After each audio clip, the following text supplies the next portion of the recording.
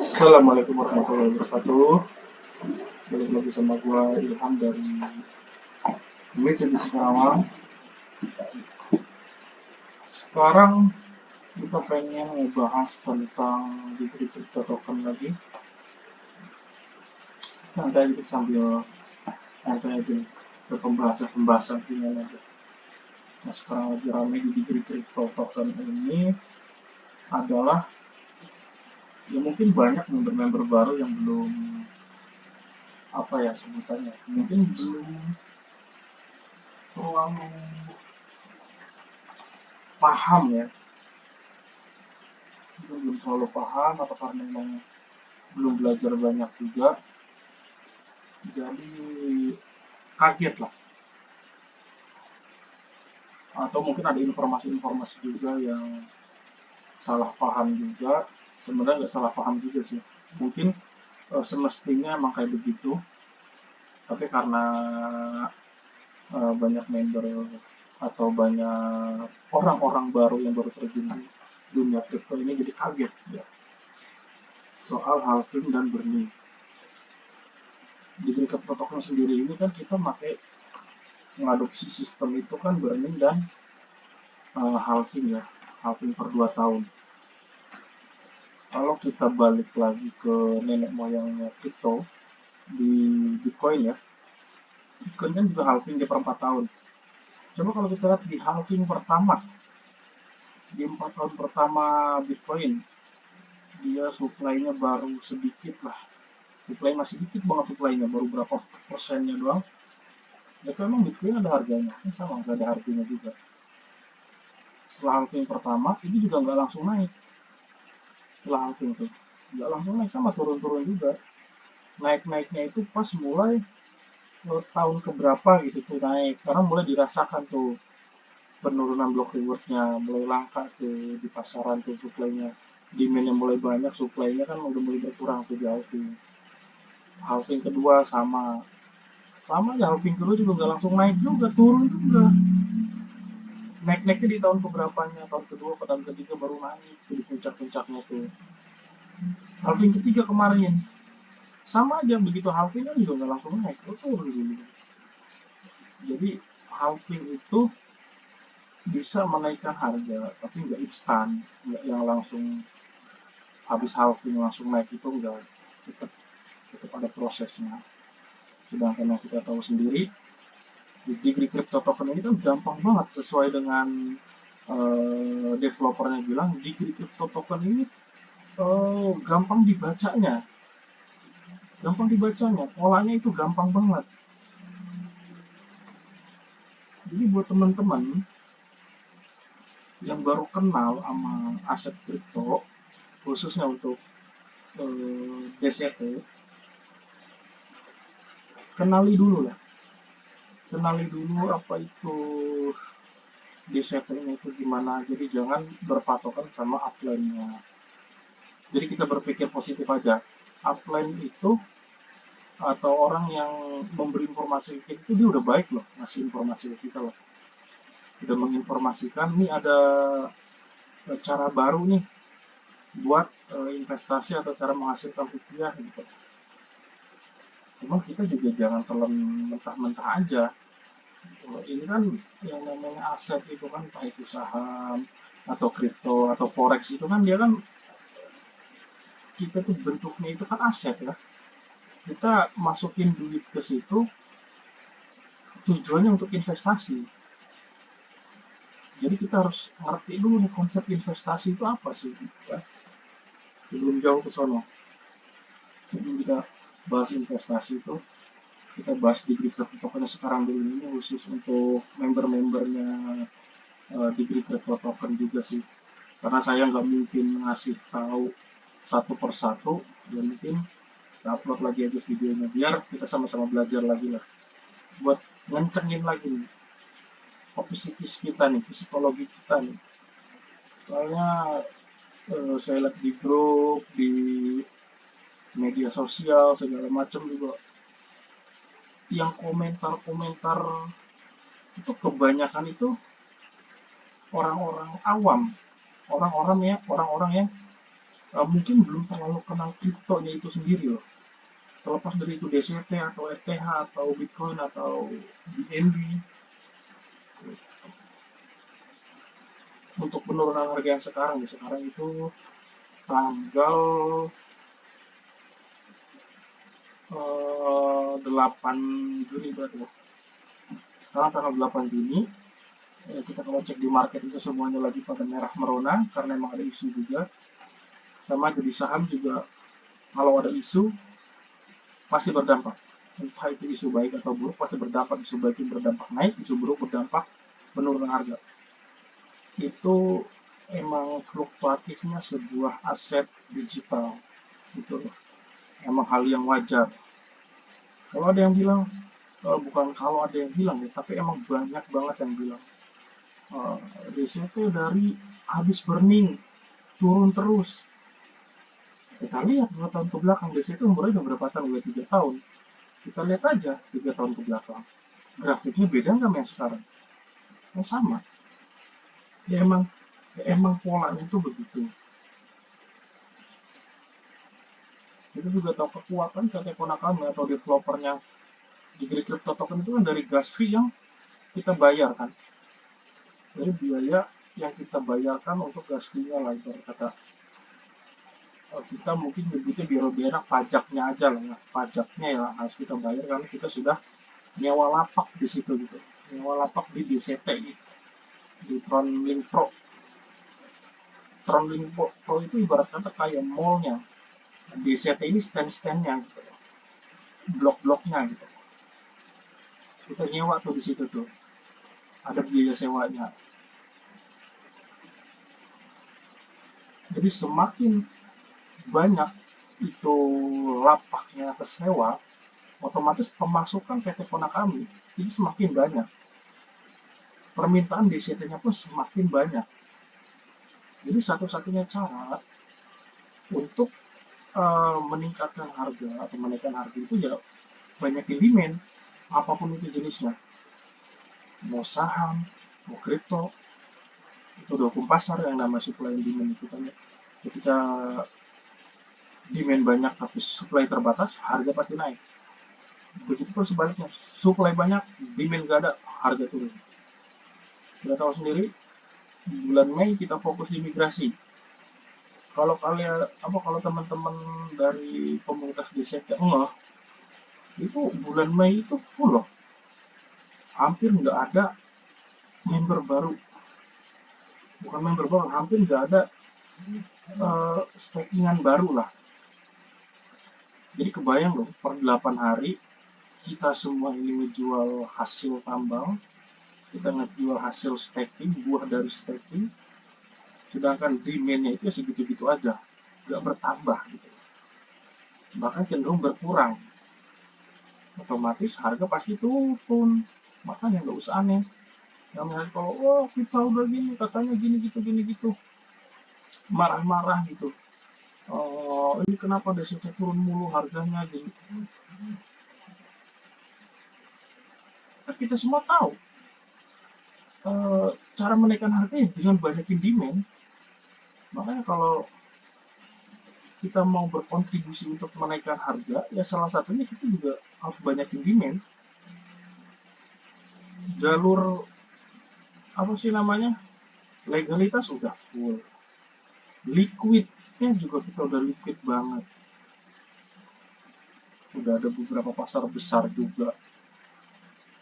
Digital exchange itu termasuk pasar besar. Indodax apalagi kita semua tahu Indodax besar banget. La token juga di Indonesia mungkin kecil, cuman di luar itu juga market lumayan besar juga. Jadi udah liquid loh, secara aset itu tuh udah liquid, udah besar nilai liquidnya, persentase liquidnya itu udah besar. Jadi gimana caranya kita itu banyakin demandnya. Nggak usah kita ngoyo banyak ngajak orang itu, nggak usah sebenarnya. Cukup kita, kalau kita emang ikhlas berbaik hati, kita informasikan aja ke teman-teman apa saudara, ini loh ada cara lain untuk mendapatkan rupiah loh gitu loh. Cuma tetap harus dikasih pemahaman juga. Ini kan kita kan investasi, mungkin orang kan beda-beda ya.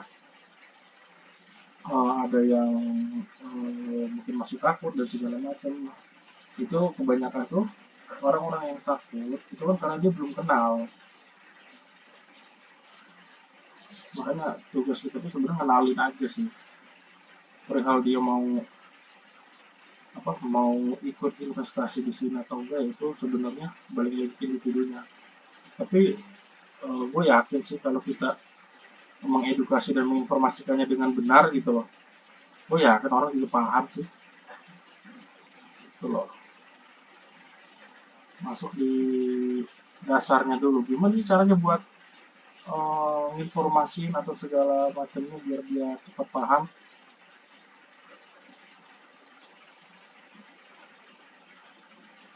Jadi kita harus kasih dasarnya dulu. Kasih dasarnya dulu. Kripto itu aset. Aset itu berarti kan berhubungan dengan investasi. Investasi. Ya, dia udah kebayang dong apa itu investasi aja. Kita begitu saya sebut investasi aja kan di otak kita udah nyerna kan. Investasi itu apa kan? Singkatnya investasi itu kan bahasa ya mungkin banyak pengertiannya ya. Itu bahasa yang biasa saya pakai itu investasi itu kan orang memberikan atau menaruh sebagian uangnya untuk membeli aset gitu, aset yang kita punya loh, dengan harapan dengan jangka panjang dan harapan si nilai rupiahnya ini atau nilai uangnya ini bertambah kan. Jadi investasi itu kan jangka panjang kan. Gak mungkin orang investasi kayak baru sehari dua hari gitu, pengen langsung 2 kali kan nggak ada. Jadi kita harus tahu dulu apa itu investasi dulu, konsep investasi itu seperti apa gitu.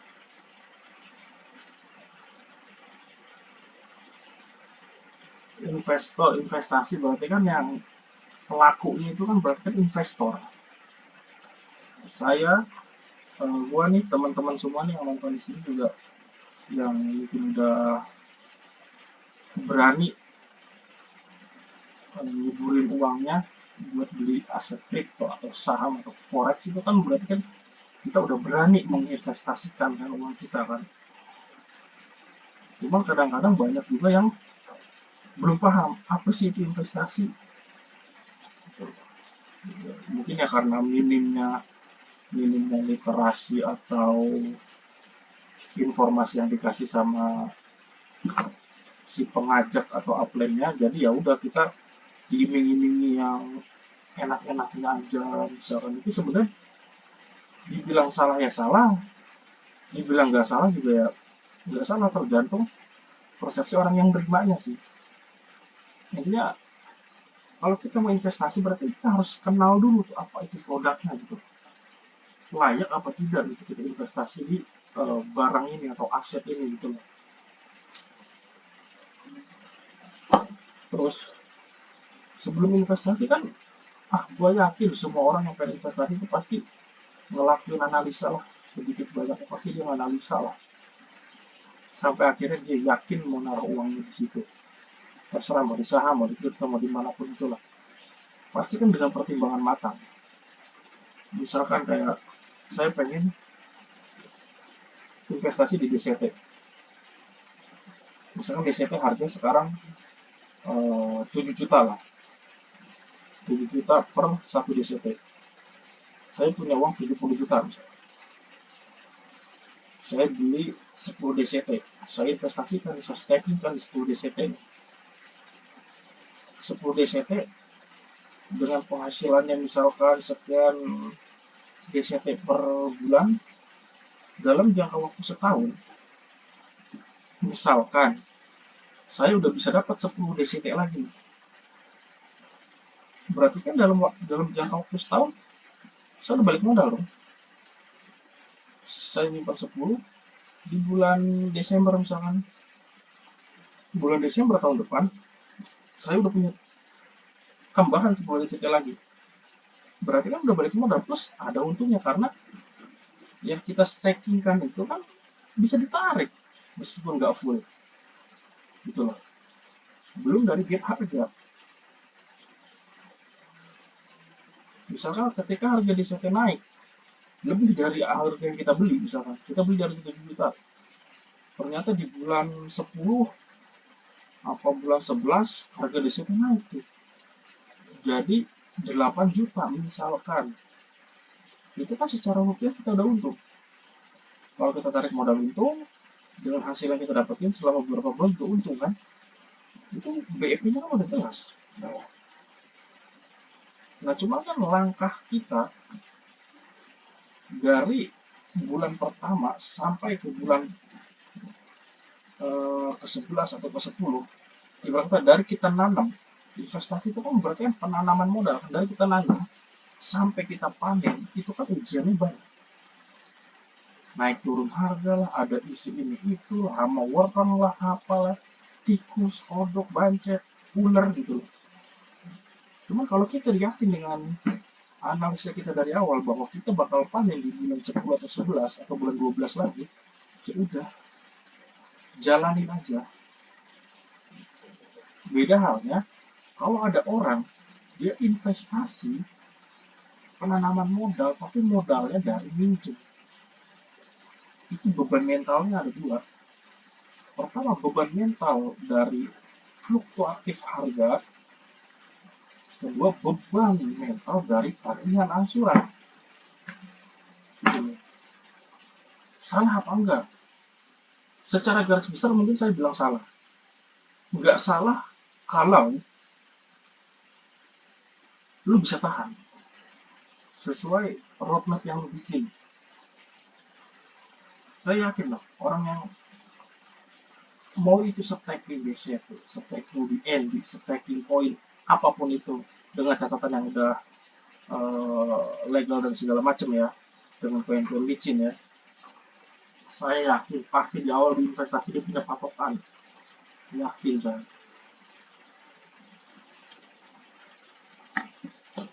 Balik lagi, ya emang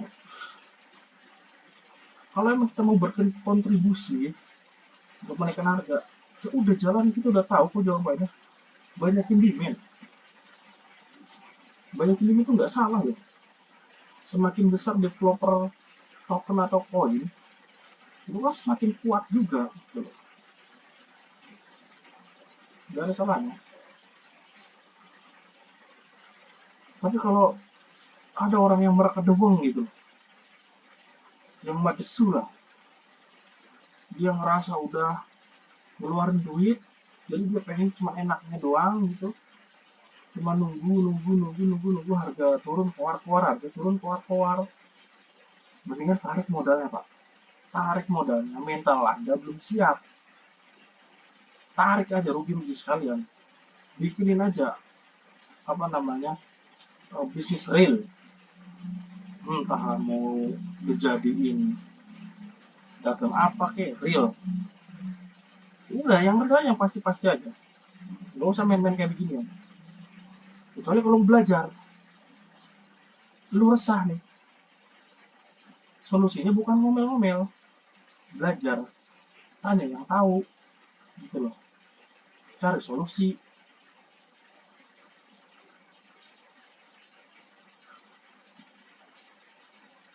Dasarnya aja dulu dikuatin. Tujuannya kita investasi, ya semua investor lah, tujuannya adalah mengamankan atau mencari untung. Udah itu aja, aman dan untung. Kelihatannya emang enteng banget tuh, udah penting aman dan untung. Udah, analisanya harus kuat, mentalnya harus kuat. Kalau masih penasaran sama aset digital, beli saham aja, beli saham aja. Saham tuh ada patokannya kok, naik maksimal 25% per hari, turun maksimal 6% per hari. Lu udah beli saham aja, lu usah main kripto. Jadi kalau resah, kalau bingung, solusinya itu ya udah belajar. Kalau males keluar rumah, buka Google aja, cari pengertian ini, pengertian itu, kokohin lagi mentalnya, kokohin lagi pondasinya gitu. Ini lo jangan malah ribut-ribut di grup, malah nyalain orang. Aduh, serem lah ngeliat yang kayak gitu-gitu.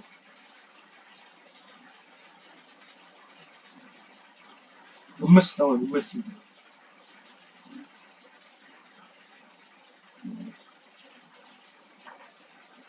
Tapi kalau konsep investasinya dulu aja, apa itu investasi?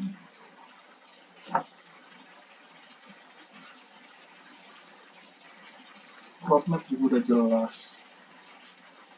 Kalau kita perkembangan developer juga sekarang udah makin mantap. Sebentar lagi ada program-program baru yang muncul. Sebentar lagi kita mendekati masa burning. Terus bagusnya di DCT itu, koin yang bisa developer dapat itu dibatasi, cuma 10.000 per tahun. Coba di token-token lain atau di koin-koin lain, bebas dia punya koin berapapun. Di sini cuma dibatasi 10.000 per tahun. Berarti cuma punya 10.000 jatah developer buat jual koin kalau di kondisi tertentu. Kurang baik apa itu coba? Kurang bagus apa itu program? Ada yang bilang, alangkah baiknya itu token kalau nggak itu di burning aja, atau apa, anggap aja dagangan gak laku makanya di burning. Oh, stop dulu. Itu tuh pondasinya developer loh, buat nyari cadangan uang kalau terjadi apa-apa. Nggak mungkin DCT doang, nggak mungkin DCT doang. Developer itu pasti punya beberapa koin buat apa sebutnya, buat pondasinya lah.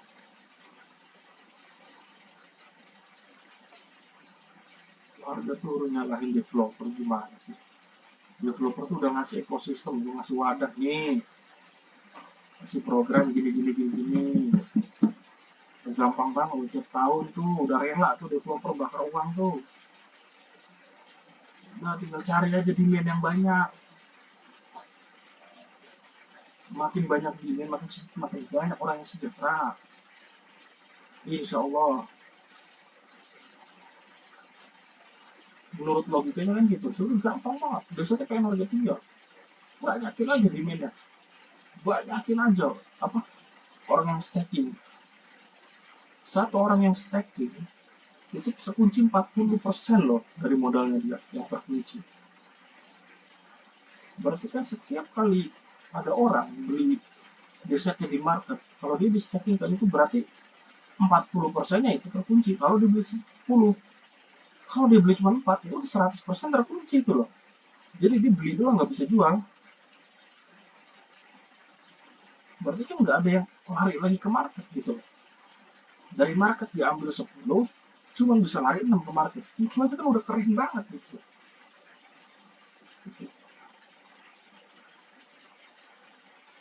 Terus kalau yang beli di harga 7 juta gimana? Ya nggak gimana. 7 juta dapat berapa DCT yang beli? Sampai akhir tahun dapat berapa DCT? Balik modal gak itu DCT-nya? Kalau balik modal misalkan, ya udah gitu loh. Kan yang greget itu kan karena mentalnya, psikis kita loh, nggak kuat loh. Nahan fluktuatifnya harga. Sedangkan dari awal, gue yakin lah, semua semua upline itu pasti selalu bilang disclaimernya, itu harga naik turun, harga itu naik turun, nggak ada patokan, ya naik bisa senaik naiknya, turun bisa seturun turunnya.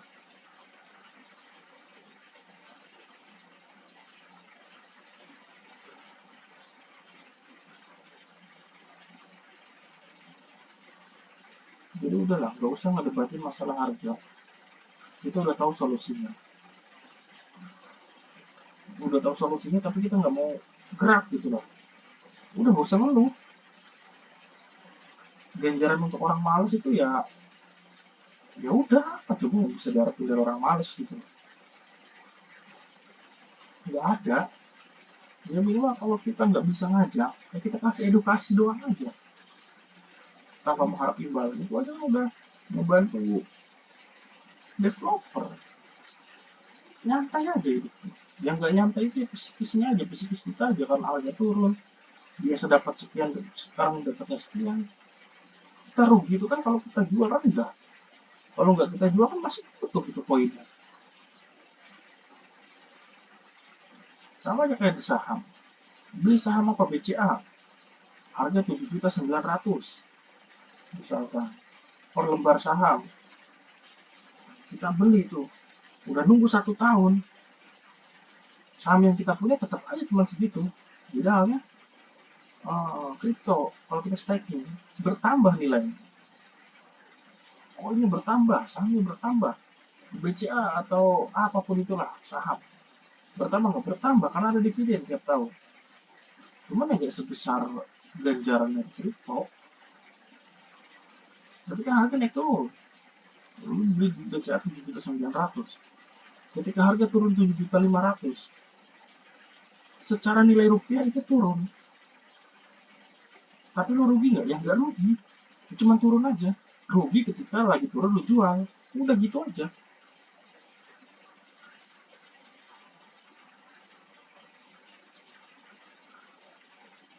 Benar kata Dev.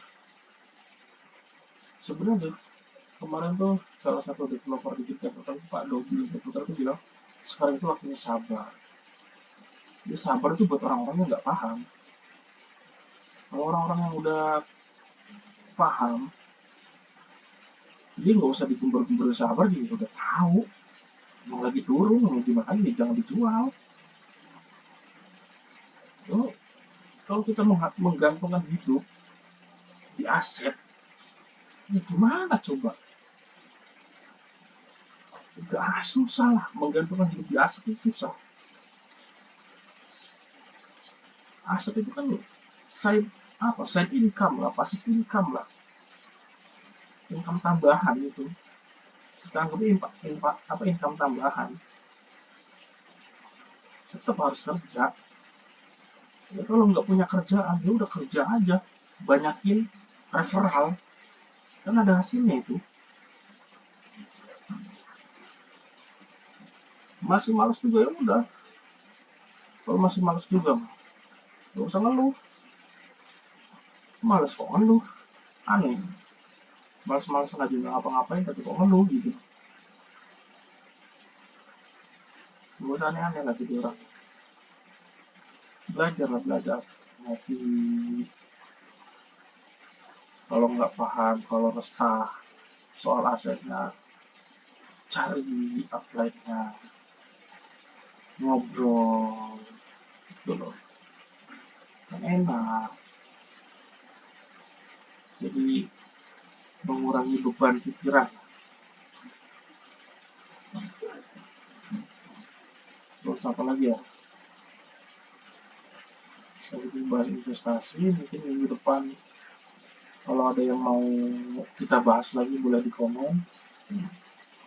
Oh iya, masalah gas fee, perpindahan atau migrasi itu hal baik apa hal buruk? Kayak jelas itu hal baik. Dan buruknya itu ya bukan buruk sebenarnya, ya plus minusnya lah. Yang pasti itu hal baik, migrasi itu hal baik.